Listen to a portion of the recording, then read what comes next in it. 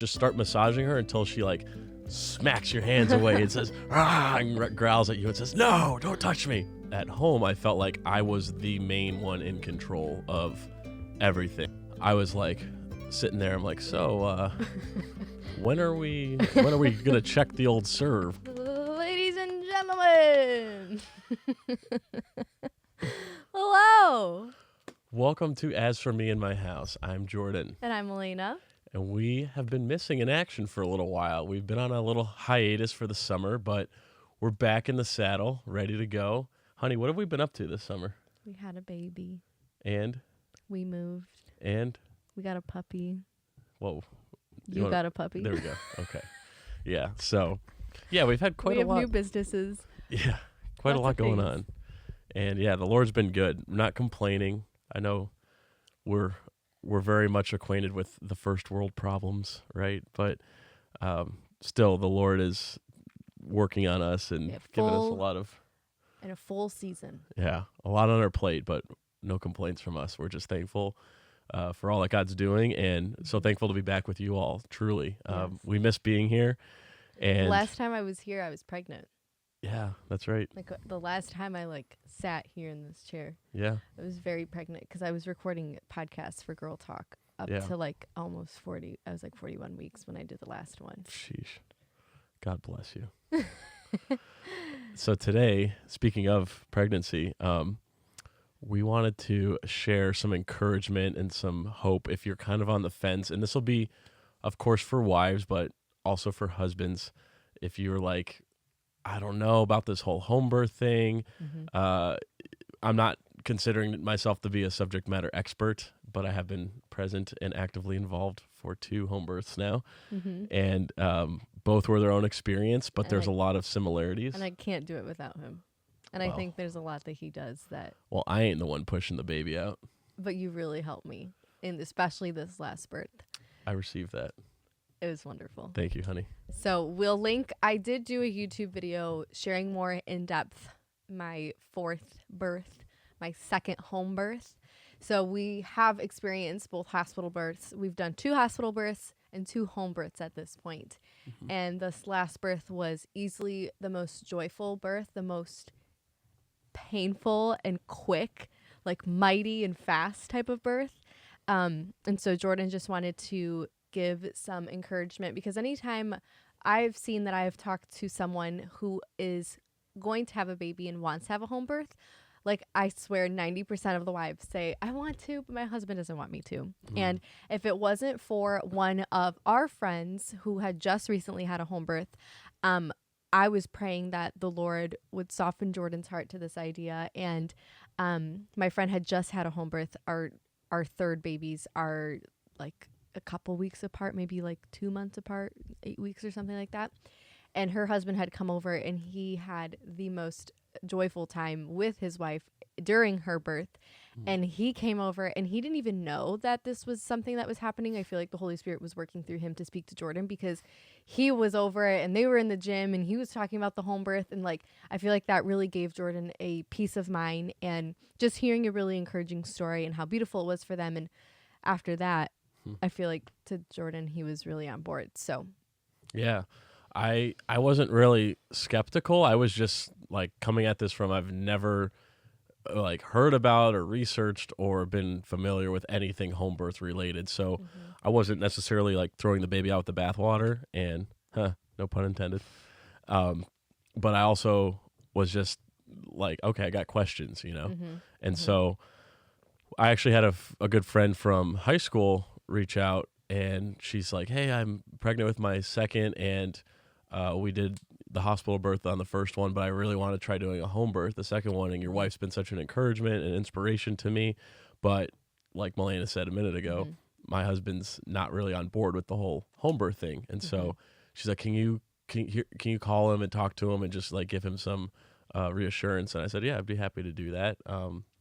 And so long story short, ended up being a great home birth, and all of the questions and wonderings and concerns were immediately put at ease after seeing the process and making sure they had the right midwife and all of that in place. And I'll just preface at this point in the episode that like, of course there's reasons to have, you know, not have a home birth, right? There's medical things, and so that's kind of my disclaimer. Like, if I'm not talking necessarily about, okay, you have these existing conditions or these other things that are preventing you, or that would make it very serious for you to not have the highest level of modern medical care that's available. And so I'm not ignorant of that, but I do think, you know, if you can have a home birth and your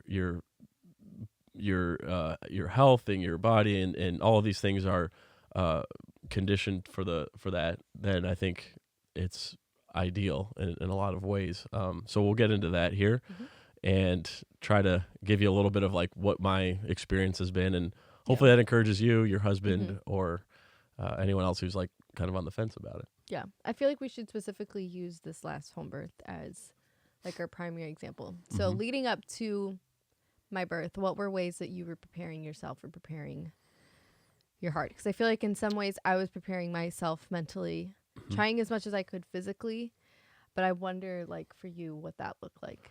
Well, first off, I felt, just comparing our hospital births to our home births, we have 2 of each now, and I felt the immediate thought that went through my mind with the home births, both of them actually, is I have like no control over what happens to my wife and my baby in the hospital. And at home, I felt like I was the main one in control of everything, right? Like, I'm making sure Milena's comfortable. I'm blowing up the pool. I'm filling it with water. I'm like looking after the kids. I'm like all these, and like, and this it's is not, the most, I don't mean like, it's like stressfully, but it's it like the wasn't most attractive thing to know that too. that I was in control. Like, no, it's just like, I just love that. Like, I feel the most safe with you, and I feel the most like that is what brings me peace. Well, yeah, I appreciate that. And I feel like, of course, God's in control of all things, right? But I felt at the hospital that I'm just kind of like sitting there idly existing until like one of the nurses says, "Here, grab her leg," or "Here, Cut this." Right? Like, it's basically like you're useless until I find a reason to like engage with you, right? Even when like the nurse is coming in asking for like she's talking to Milena, and Milena's like already on whatever Pitocin or getting your epidural, right? Like, I'm not involved in those things, and so they're asking her, "How are you feeling? What about this? What about that?" And like, "What's your pain level?" And instead of, I don't know, it makes sense. You're obviously, way more involved but, at home. Yeah, but as a husband, it feels like I'm able to really like step into a intentional purpose in an active part of my wife delivering a baby, if that makes sense. Yeah. So that was like the initial difference that I realized and felt almost immediately. The other thing I would say is the simplicity of a home birth. Like the normalcy of it. Yeah. It just felt like this is how it's supposed to be done. And I don't mean that backhanded, like if you have it, there's something wrong with you if you go to a hospital. I'm not talking like that. I just mean it seems less complicated. It seems less. It almost seems like they're doing the most, right? Like, and there's some hospitals, like we've had great hospital experiences, but some places just like almost like the same idea of a helicopter parent with. It's almost like, is this actually adding more stress and making it a less enjoyable experience, or and maybe they mean well, and maybe there's protocols that they have to follow, but it almost seems like, okay, this is a little overkill for all the things to like just do what God created the female body to do, right? And so at a home birth, I also felt that there was this oddly refreshing simplicity. And I'll give you an example. Like, the midwife comes over, and I think it's helpful to I'll talk about both first and second home birth experiences, but I think it's helpful to talk about the first one because a lot of people watching might be like, yeah, I've never done this before, and versus I've done this once before. Like, what else can I like understand for the second time around? But I'll say for the first one, I was used to like, okay, the nurse is coming in every 20 or 30 minutes and measuring Milena's cervix. Yeah, for how is it dilating? Mm-hmm. Dilation of the cervix. So my 2 home births, I have declined cervical checks. I was not checked Yeah, once which I was never told. before. Oh, I just didn't. And so I didn't come into this knowing. so I like had told her like months prior. I was like, "Don't check me. I don't want your hands up there. Like I know my body will do its thing when it's ready to do it." Yeah, I was not part of that conversation. So when the midwife comes over and Milena's doing her thing, her labor's increasing in the pool, and we're probably 2 to 3 hours away from her pushing at this point. I was like sitting there. I'm like, so when are we gonna check the old serve, you know? And then the midwife's response, well, this helps a little bit. It makes more sense now, but at the time she was just like, well, her body's gonna know when it's time to push. I'm like. Then my mind is immediately like, well, I mean, in the hospital, they wouldn't let you push until you were 10 centimeters. Yeah. And it's like, so what if she's only 8 centimeters? What if she's like 5? But she feels like, because I remember the first couple pregnancies, you were like, oh man, am I ready to push yet? Because it just felt like so, and they're like, nope, you're only at 3 centimeters or 7 centimeters or whatever. And so that was like an immediate concern. Was like, how does she know? Like, what if she causes damage to her? I'm like, and then I was like, I was reassured by the midwife, and that's what I mean by having a really good midwife, who we love and adore. And she just was this calming presence, Yes. That's another point, is what felt very nervous, rushed, anxiety ridden at the hospital, felt very calm and peaceful that sounds oxymoronic, right? A calm and peaceful labor. But it really did in a lot of ways, There's at least like from no my. talking. That's it wasn't as much labor for me as it was for you. It's just like I just do my thing. Yeah. And no one talks to me. What do you need to talk to me about? Right. I mean, playing like worship music and just being in our bedroom. Yeah, Like, I love that. That's probably the big thing too. When I'm sure the moms out there can relate to this even more so, but like you just can't wait to get home and get to your own bed and snuggle your new baby.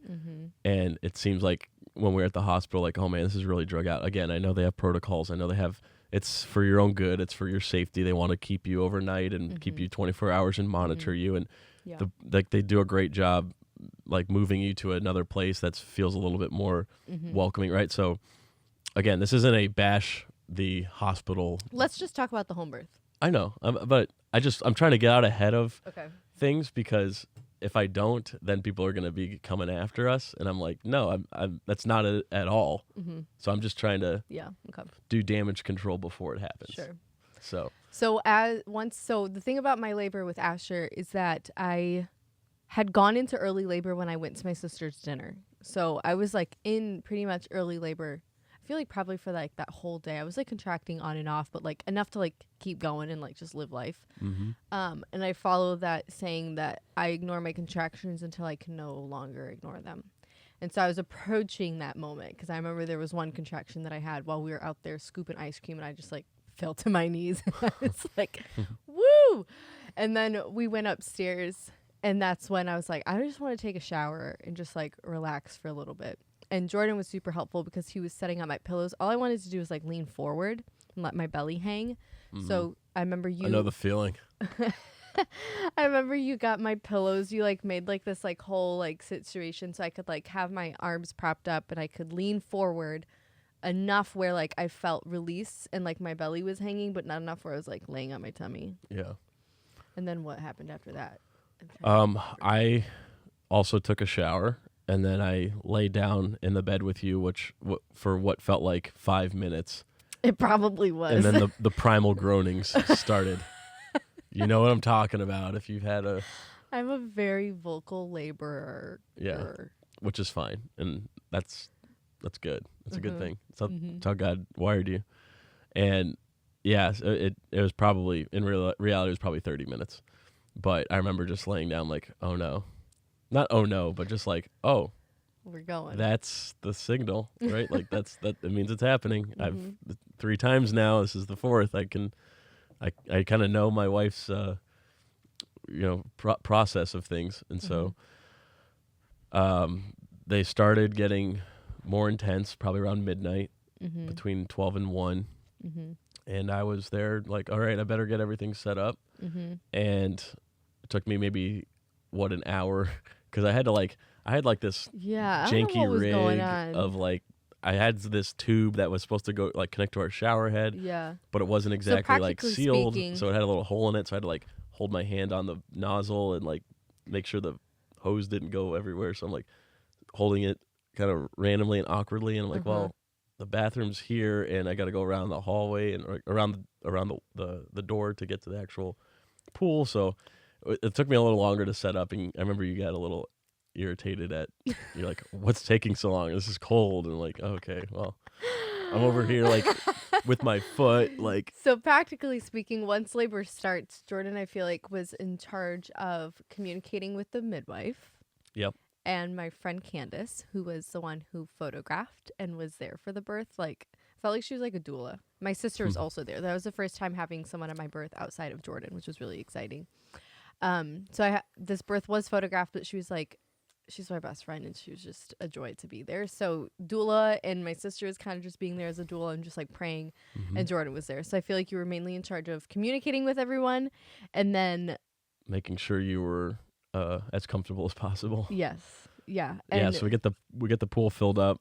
Melanie comes upstairs because she was already over from your friends being over. Yep. And then Candy gets there what time? Like 3:30, something like that. I have no idea.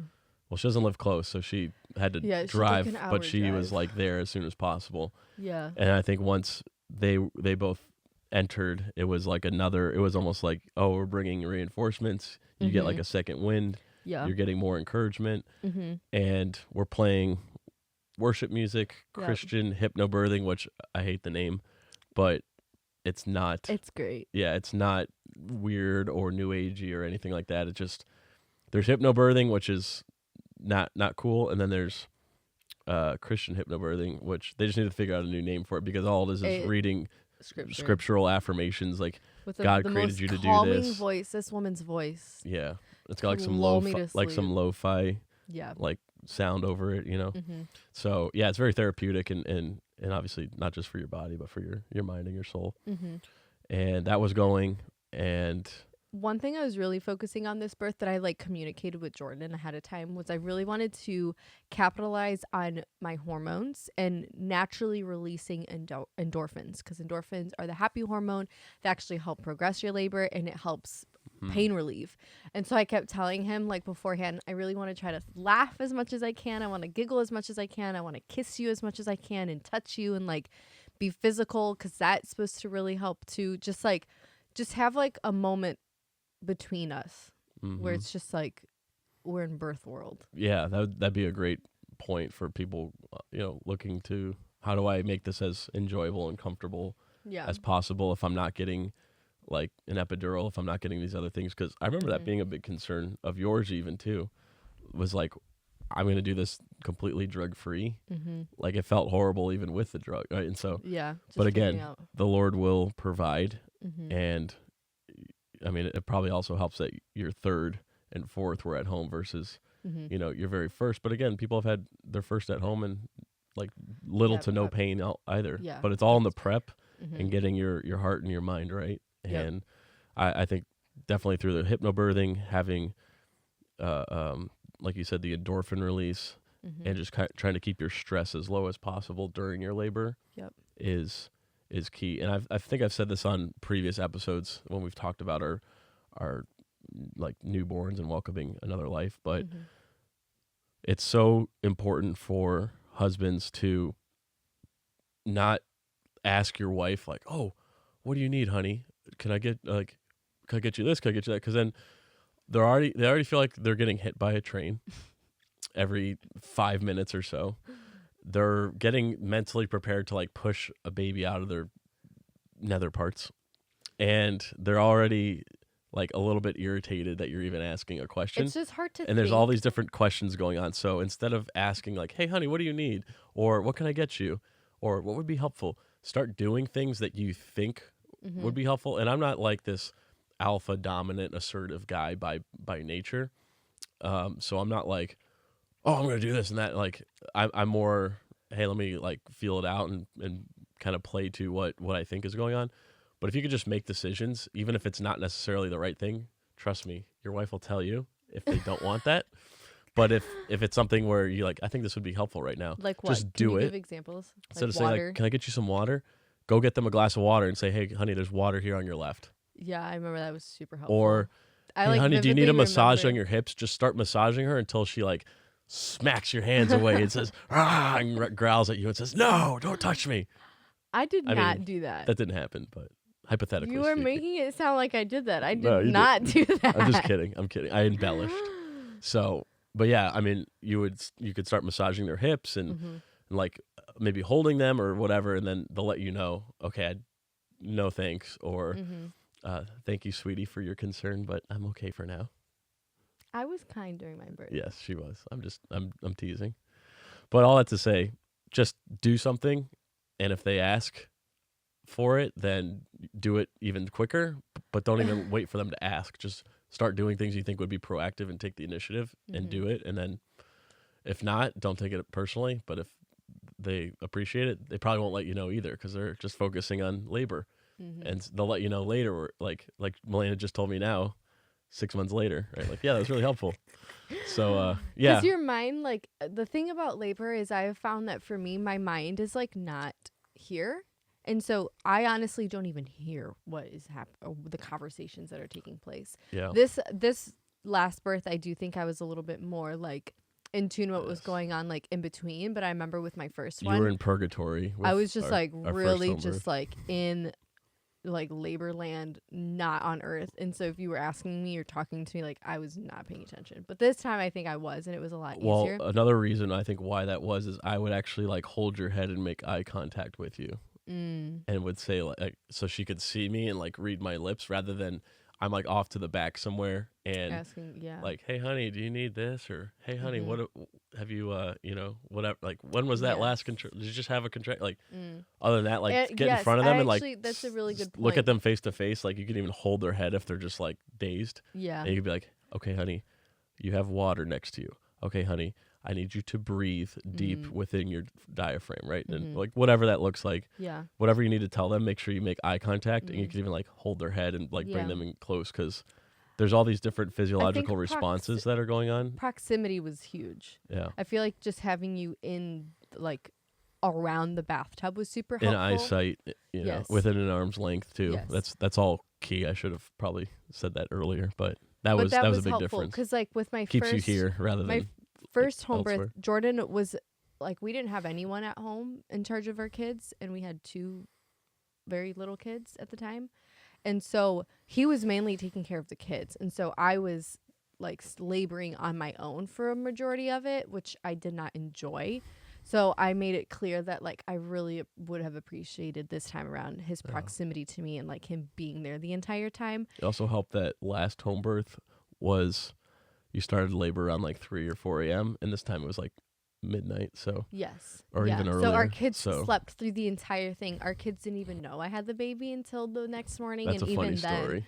Yeah, so even then they were like really confused by what had happened because nothing looked like anything had happened. Yeah, we went from a completely still, silent, quiet night, putting them to bed, to then getting starting labor, setting up the tub, filling everything up, getting the towels, the pads, the everything. The midwife's coming, our photographer friend coming over, and delivering, and then all the post-op cleanup, measurements, umbilical cord burning, all these different things, and then clean up, head out, put the laundry to go, do the dishes, whatever, and then at this point it's like 7 a.m., 6 a.m., and the kids are getting up, and they come in our room and they're like, wait, who is that? And then the light went off, like, Mama, I had the baby. And, it's so fun. But I thought it was just like it's nothing so cool that I feel like that's like the normalcy of it, that it's just like it's another day. Yes, the sun went down and it rose again, and now there's another life here. It in is that just time. it's so cool. Versus like a hospital, it feels like this huge ordeal or this whole huge process, and it is obviously, but it does again feel very complex and complicated. So And it could be multiple days too. You're there, right. especially if, like our first 30 hours Yeah. plus insane. the 24 hours afterwards. You know, so you're talking like 3-4 days Yeah. that you're there. Before this birth, I was sending Jordan videos on Instagram. We actually started a shared folder on Instagram. Is that what they're called? You know, like you can send someone a thing and then you can like make a folder. So like I made a birth prep folder for him that had a bunch of different videos on things to do with your partner while in labor, because I did read the Bradley method, and I'll just say I did maybe one contraction in that Bradley method position and I got up immediately. I don't know how people labor laying down. I cannot do it. I had to be upright, standing, leaning up against something. Like I cannot lay down. So we're not a fan of the Bradley method. Not a fan of, I mean, I loved the book. I think the book is super informational. And so it was nice having that at hand, but I wasn't going to be like, hey, babe, flip over to page 55 and read that. Like, I think him just like seeing visually what to do was super helpful. And like the fact that he could go right to that folder, it wasn't like a reel that I had sent him like 3 months ago that he's like searching through. Like having everything in one spot was super helpful. And I also made a shared notes folder that we both had of things that I would have enjoyed for him to say to me and to do, and just like go-tos that he can have. And he just like, I feel like just being showered in the word and just being showered in like your body can do it, like baby's working with you, not against you, like just that type of language to remind me of truth. And my friend Candy, I feel like after birth, she was so good at doing this, because our baby would not stop crying 1 hour after giving birth. Like he was just crying. And I remember I was cold, tired, because it was like 3 a.m. Cold, tired. He's screaming. I'm like, I really want to sleep. I'm so tired. And my afterbirth pains were like unreal this time. I told my midwife, I was like, do you have morphine? Like, do you have something? I needed something strong. I was like, these are intense. And I remember like he was crying for like just that whole hour straight. And I was I was saying, like, this is stressing me out. Like I'm having a really hard time like relaxing and focusing, and I just like was trying to like settle into the bed, and all the after I gave birth, like my hips were really sore because Jordan and my sister both were doing counter pressure squeezes pretty much a majority of my labor. It felt like he was just right at the inlet of the pelvic for a while, and like that's what I felt the most relief for. How long did you do you do it, or is just my Oh, I was doing it. Yeah, but probably like, for almost a while, an hour. right? Like it was a decent amount of time. So my hips were really sore from that. Like it was great having that relief in the moment. But I think, and I remember even Jordan said, he was like, to my sister, he was like, can you imagine being in so much pain that this feels good? With like, based off of how much pressure he was putting on me. Like I'm assuming you would have like, if it was anything else other than like a human body, you would have crushed it. I mean, if I did it right now to you, you would be like, ow, that really hurts. Stop that. Yeah. Yeah, no. I mean, I was using a good amount of force. No, I was like, it was so, like I had to tag out for Melanie after probably like half an hour, because I'm just like squeezing, and I'm like, labor is labor. Yeah. For all parties involved. Yeah. So yeah, I was sore from that. Like once the contractions were gone and I no longer had that pain, like the soreness of my hips came in. And so like laying down on my back. So anyway, why am I talking about this? Talking about the pain and the your post labor. Oh yeah. And then I feel like at that point too, that's really when you kick in too, is like helping with the afterbirth. And yeah. So obviously the delivery is like, if you have a midwife there or what, unless you're like, I wanted to catch the baby this time. So did like, you not? Because I did. Yeah. Oh, okay. But the first time I was like, I'll let the midwife handle it. And then when I saw how like effortless and easy she did it, I'm like, oh, I could try this. And I mean, that's a slimy football. But when I was calling blue 24 set, and then, it's so cool. Like, I love how engaged and like how much of a effort this was. Because although I am the one pushing it, it's half your child, half my child. Right. Like half me, half you. And it's about like, never mind. I was going to say my involvement is maybe 1% of the creation. But yeah, that's true. I mean, I do have like just as much like of my DNA in this child that you do. And Did you find that it was easier to bond this time around too? I really tried to make an effort for you to do skin on skin with this child just as much as I was. Yeah, I mean, I thought it's been good for all of them. Yeah. I felt like I've had ample bonding in like Mm-hmm. the golden hour. Yeah. That's another thing too. Is like, don't be afraid as a husband to be like, let me take baby from you. Like, even if she's like, no, I want to like, it's like, no, it's okay. I'll take it. You rest. You know, you chill for a little bit. Don't worry. And then the post delivery stuff is huge because the midwife's taking care of most of like the There's a lot clean going and the on. care, but then as far as everything else that needs to be done, like, don't be afraid to rest as a husband. Don't be afraid to like take your time and ease into it and process things on your own. But also don't be afraid to like just say, okay, how can I make this like post-op and the post-labor pains and all that, how can I make that as easy as possible? Is it cooking her favorite meal? Is it taking the other kids out, if you have older kids, to let mom and newborn bond together one-on-one for a while? Is it like whatever that looks like? I encourage you just to like think of things. It's okay. You've been focusing on your wife this whole time. Now that baby's here and everything's well, don't be afraid to be like, okay, what do I need right now? And how can I, it's not being selfish. It's just knowing you have to take care of yourself as you've been taking care of other people too. And so don't be afraid to do that. Cause I tried to, we took a solid nap. Yeah. We slept great. Thank God we had family and other friends around to just like, we could rest for 30 minutes or an hour while they get to like see their grandchild or their niece or nephew, whatever. I think what we did, so he was born around 3, midwives left before 4, like they cleaned up so quickly and we're gone. And then we were probably asleep by at least 4:30, and then we got to sleep until around 7. Our first kid entered the bed around 7. And then my sister and Candy, he was just sitting there the whole time. Yeah, and my sister and Candy were downstairs sleeping.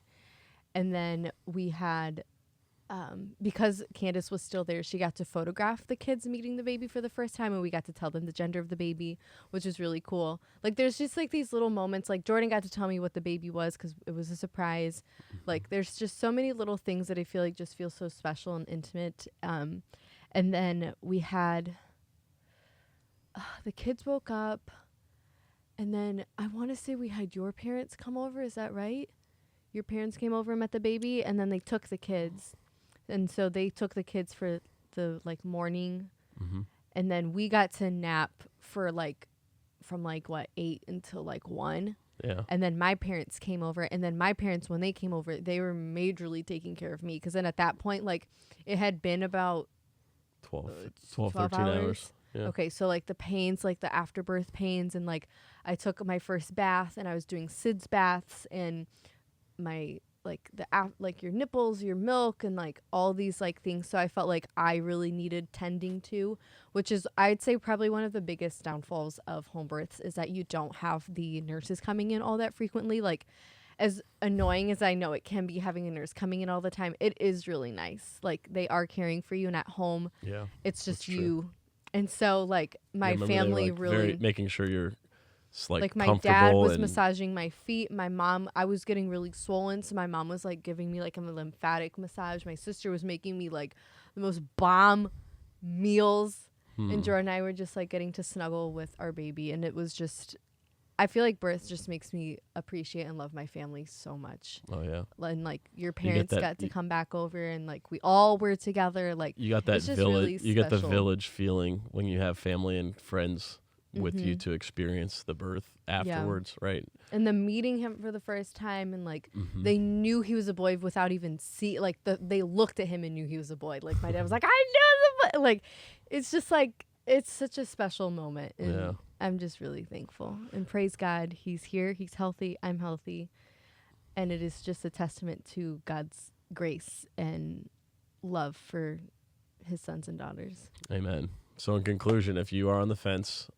or have any concerns, leave us a comment down below, and we will try our best to address it. And if there's a lot and we get like an overwhelming response, we could even just do like a pre-recorded Q&A on a bunch of the top comments and questions that we get. So, or we can direct you some really helpful resources. There's a lot on Instagram. There's Certainly. a lot of really cool. Yeah, I'm sure people would be advice. interested in like that shared file if you could even just like Yeah. I list can. or find a way to redirect people to that, you know, Sure. that'd be great. But Oh, last thing is a prayer chain. Make sure to always set up a prayer chain. that's key. But were you updating it, or was Melanie, or I don't remember, but prayer chain. I was doing it for a Okay. while. Yeah. Okay. Yeah. So having a prayer chain, having already established a group of women around the world, because that's really cool. Women around the world praying for you.